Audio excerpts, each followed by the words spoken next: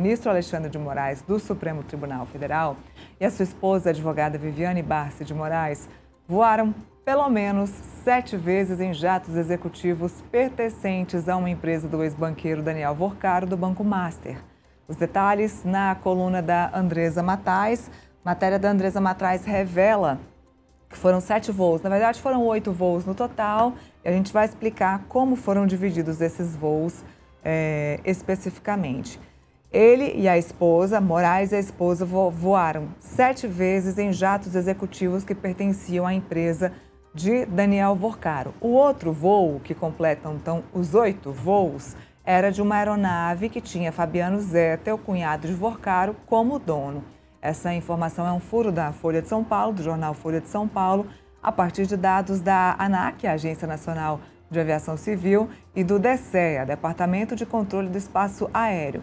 Eles cruzaram as informações desses 2 órgãos e aí, a partir dessas informações, foi possível perceber que tanto Viviane, esposa do ministro, e o ministro estiveram no terminal executivo do aeroporto de Brasília neste período específico, ao mesmo tempo em que os jatos pertencentes à Prime U decolaram do terminal. De acordo com a Folha de São Paulo, os voos foram realizados entre maio e outubro de 2025.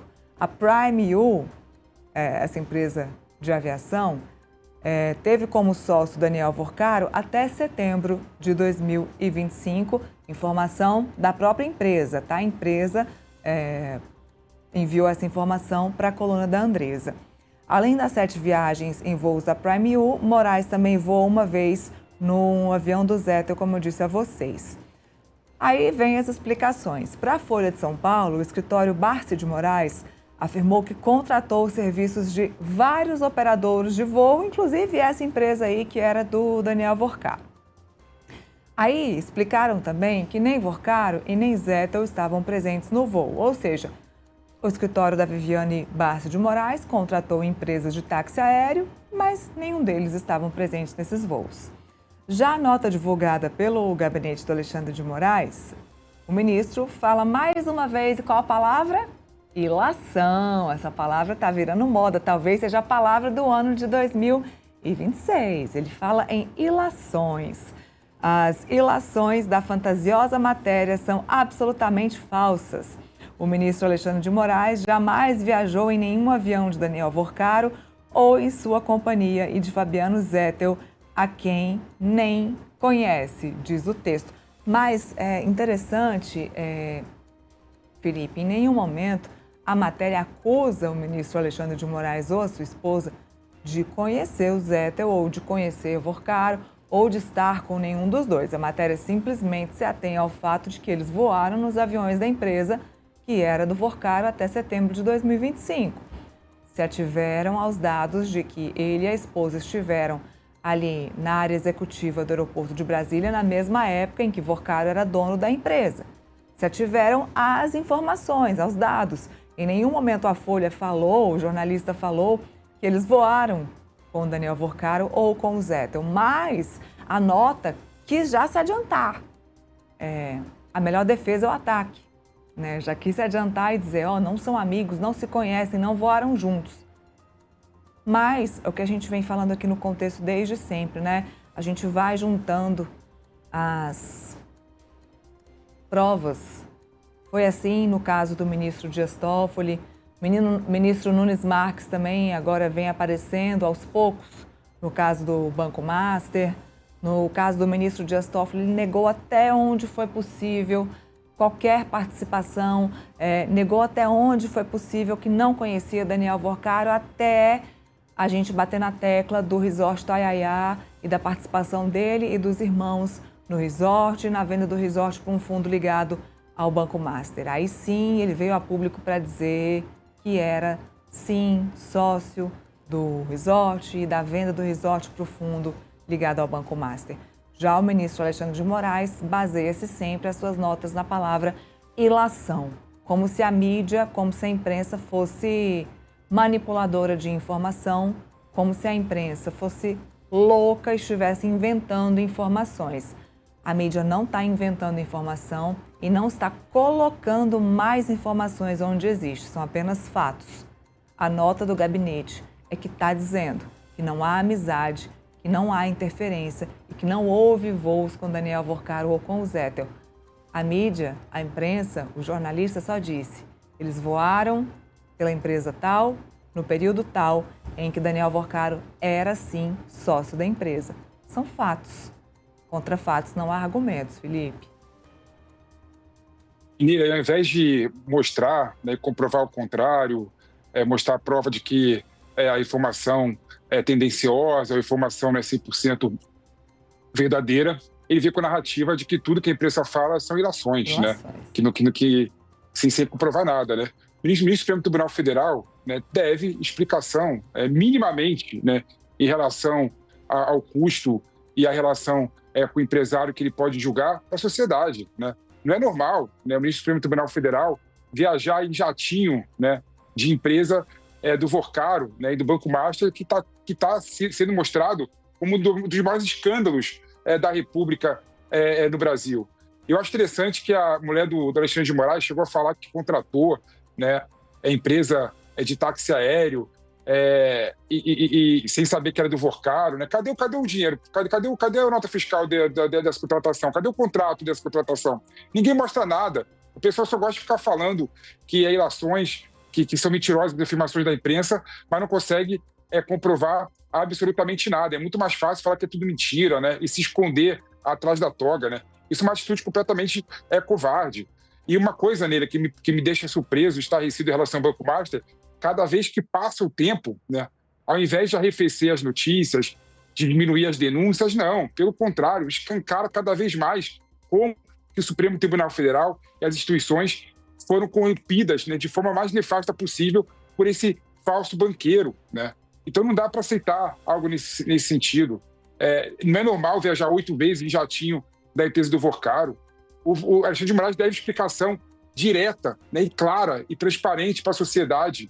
Não dá para se esconder atrás da toga e ficar tendo esse tipo de relação espúria com o empresário, né, mostrando claramente que o poder econômico, infelizmente, corrompe o poder político, Nila. Então essa nota do Alexandre de Moraes, assim como as demais notas dele, não esclarece absolutamente nada. Apenas fica o papinho dizendo que são ilações sem comprovar absolutamente nada. Eu queria ver a mulher do Alexandre de Moraes comprovar, né? Já contratou jatinho de empresa de táxi aéreo, sem saber que era do Zettel, sem saber que era da empresa do Worcaro. Então mostra a nota fiscal. Cadê o contrato, né? Ninguém mostra nada, absolutamente nada. É muito mais fácil atirar na imprensa, né, do que mostrar que a atitude que eles têm foram pautada em condutas éticas, até porque não foram pautadas em condutas éticas, né? Por mais que possa haver uma certa legalidade em ministro do Tribunal Federal andar em jatinho, né, com toda certeza isso é imoral, né? Não é ético esse tipo de relação espúria, Nila. Então, realmente, mais uma nota completamente vazia e completamente sem qualquer fundamento do Alexandre de Moraes. Ao invés de justificar e fundamentar a sua conduta e da sua esposa, prefere ficar atrás da toga e atrás dessas notas genéricas sem nenhum tipo de fundamentação. O que me preocupa é exatamente isso, né? A falta de preocupação mesmo dos ministros do Supremo Tribunal Federal, e agora eu falo do ministro Alexandre de Moraes, de mostrar, né, de se defender, de provar que isso é mentira. Se isso é uma ilação mesmo, por que ele não mostra? Ele é um ministro da Suprema Corte e seria interessante, por mais que não seja obrigatório que ele prove isso, seria interessante para que nós, brasileiros, parássemos de falar que essas ilações são coisas da nossa cabeça. Então, o ministro se protege mesmo por trás da toga e não vê a necessidade de provar que ele está certo. Ele não vê essa necessidade de provar que ele está certo e que nós estamos errados enquanto imprensa, enquanto mídia. Ele não prova que essas ilações são de fato ilações. Quem tem que provar é a gente, quem tem que provar é a imprensa. Em nenhum momento ele se preocupa com isso, porque é aquilo que eu venho falando aqui. O Supremo Tribunal Federal não é elegível, né? Quem está lá é escolhido pelo presidente da República Então, me parece que eles não estão preocupados com a sociedade, porque a sociedade não precisa votar para colocá-los naquelas cadeiras. Então, eles estão acima do bem e do mal. O presidente da República coloca um ministro da Suprema Corte para estar lá até que a aposentadoria compulsória chegue, para depois dos seus 70 anos, se eu não me engano, com seus 75 anos. Então, eles estão protegidos, como eu disse, acima do bem e do mal. Não tem que prestar conta à sociedade. Para ter um impeachment do ministro da Suprema Corte é quase impossível, porque o Senado precisa abrir um impeachment. Só que quem é que julga um senador? Quem é que julga as causas do Senado? O Supremo. Então, os senadores ficam também ali na preocupação de terem os seus nomes julgados pela Suprema Corte, até de causas que talvez nem sejam justificadas de chegarem até a Suprema Corte. E a gente lembra que no ano passado, essa questão do foro privilegiado foi muito discutida pelo Congresso Nacional. Os congressistas, os parlamentares, não querem mais serem julgados pelo Supremo Tribunal Federal. E talvez, Felipe, seja uma boa escolha. Talvez seja a melhor coisa que aconteça. Não para proteger parlamentar, mas porque enquanto o Supremo Tribunal Federal estiver julgando os senadores, a gente não vai conseguir ter um Senado vislumbrando impeachment ou um Senado conseguindo fiscalizar o Supremo Tribunal Federal. O Supremo Tribunal Federal hoje não é fiscalizável. Foi a única palavra que conseguiu vir aqui à minha cabeça. O Supremo Tribunal Federal não é fiscalizável, não é julgável. Está acima do bem e do mal. Hoje não há quem possa falar do Supremo Tribunal Federal. Então a gente se contenta com uma nota baseada no termo ilação. Só isso, ilação. Então, enquanto os poderes forem baseados nisso, a gente não vai ter nenhuma justificativa plausível de um ministro da Suprema Corte. Ele sequer se preocupou em o que nós, cidadãos, vamos pensar se ele estava ou não viajando em avião do Daniel Vorcaro. Ele não se importa com isso, Felipe. É impressionante, né, o nível de divindade que tem os ministros do Supremo Tribunal Federal. Né? Você vê que o ministro, por mais que poderia ser lícito, né, ele ter uma empresa dirigida pela empresa sendo vendida para um fundo, ele não poderia nunca julgar, né, um caso e ser relator de um caso sobre esse mesmo fundo, sobre essa mesma empresa. E ele lá segurou ali o processo durante algum tempo, né, coordenou as investigações. Né? Não é normal, né, o ministro do Supremo Tribunal Federal ter a sua esposa um contrato de mais de 150 milhões de reais, né, com o Banco Master e com o Daniel Vorcaro, e conseguir, né, na cara limpa, continuar julgando, né, o caso relacionado com o Daniel Vorcaro e com o Banco Master. Né? Essas pessoas, né, parece que estão no Olímpio, né? Parece que essas pessoas se acham acima do bem e do mal, se acham acima da sociedade, acham que não deve nenhum tipo de explicação à sociedade. Então nós temos que discutir como sociedade, Neila, as instituições no Brasil, começando pelo Supremo Tribunal Federal. Quem julga e quem fiscaliza o Supremo Tribunal Federal? Se o Senado Federal não consegue cumprir essa tarefa, né, essa atividade, porque o Supremo Tribunal Federal, em última análise, é quem julga os senadores, temos que descobrir mecanismos necessários. Talvez o Código de Ética do Fachin seja o primeiro passo para isso. Não que vai melhorar o Supremo Tribunal Federal, mas, por exemplo, a necessidade, sim, de dar transparência ao contrato dos seus familiares, que são advogados e que têm história de advocacia, né, para a sociedade, depois que ele vira ministro do Supremo Tribunal Federal. A necessidade da gente saber quem é que está pagando as palestras e as viagens do ministro do Supremo Tribunal Federal para ir para fora do Brasil, para discutir o Brasil. Né? Olha que coisa irreal, coisa ilógica. Né? Então, ou seja, nós temos que começar a pensar em mecanismos para evitar esse tipo de arbitrariedade, esse tipo de abuso. E quando eu vejo a nota do Alexandre de Moraes, eu vejo claramente a nota de uma pessoa que se acha acima do bem e do mal. Acho que não deve explicação à sociedade. Por meio de notas genéricas, ele tenta falar que a imprensa mente, sem falar e sem explicar e sem demonstrar por A mais B por que a informação dada pela imprensa é mentirosa naquele caso. Né? Ou seja, nós temos que realmente discutir mecanismos de fiscalização e como a gente consegue, né, frear o Supremo Tribunal Federal nessa ânsia, né, de querer enriquecer, né, ministros do Supremo Tribunal Federal depois que usa toga, né? Eu quero saber como que os ministros, eu quero saber quanto que o ministro do Supremo Tribunal Federal tinha de patrimônio quando estava lá no STF e depois que virou ministro, né?